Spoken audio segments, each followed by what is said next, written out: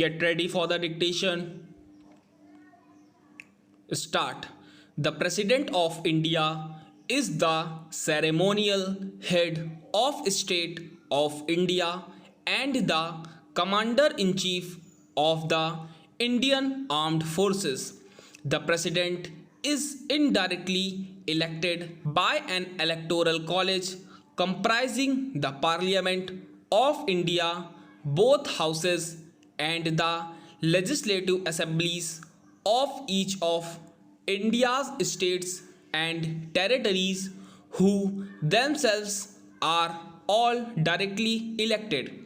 Although the Article 53 of the Constitution of India states that the President can exercise his powers directly or by subordinate authority, with few exceptions, all of the executive powers vested in the President are in practice exercised by the Prime Minister with the help of the Council of Ministers.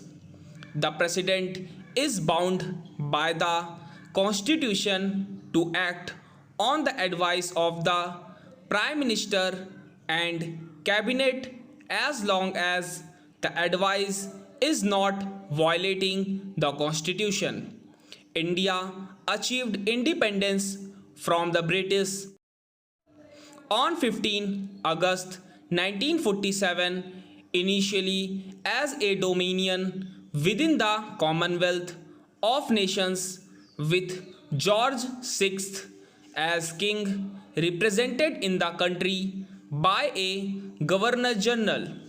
Still following this, the Constituent Assembly of India, under the leadership of B.R. Ambedkar, undertook the process of drafting a completely new constitution for the country.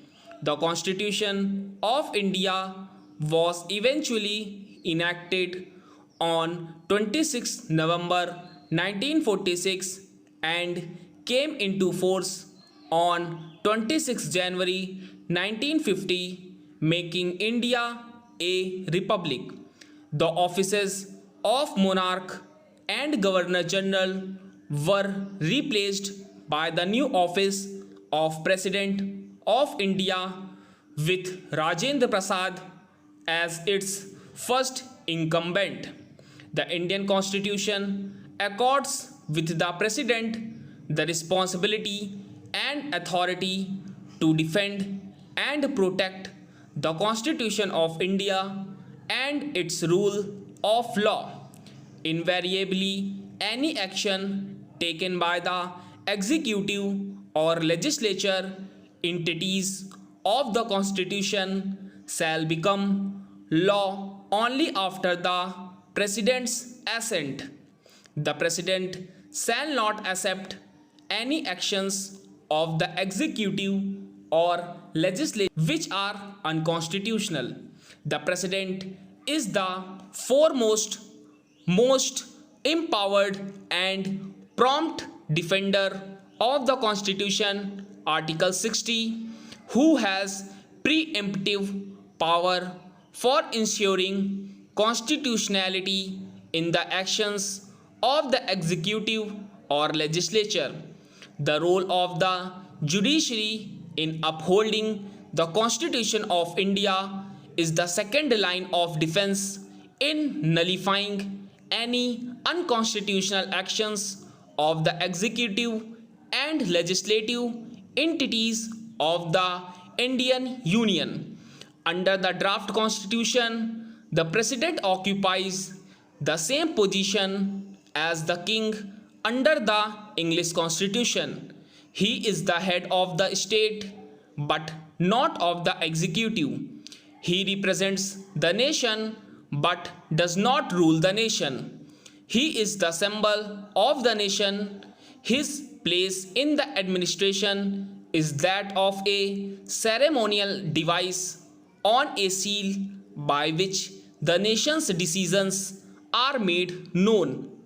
The primary duty of the President is to preserve, protect and defend the Constitution and the law of India as part of his oath, Article 60 of Indian Constitution.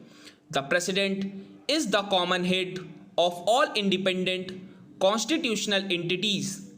All his actions, recommendations, Article 3, Article 111, Article 274, etc., and supervisory powers, Article 74 within bracket 2, Article 78 C, Article 108, Article 111, etc., over the executive and legislative entities of India shall be used in accordance to uphold the Constitution.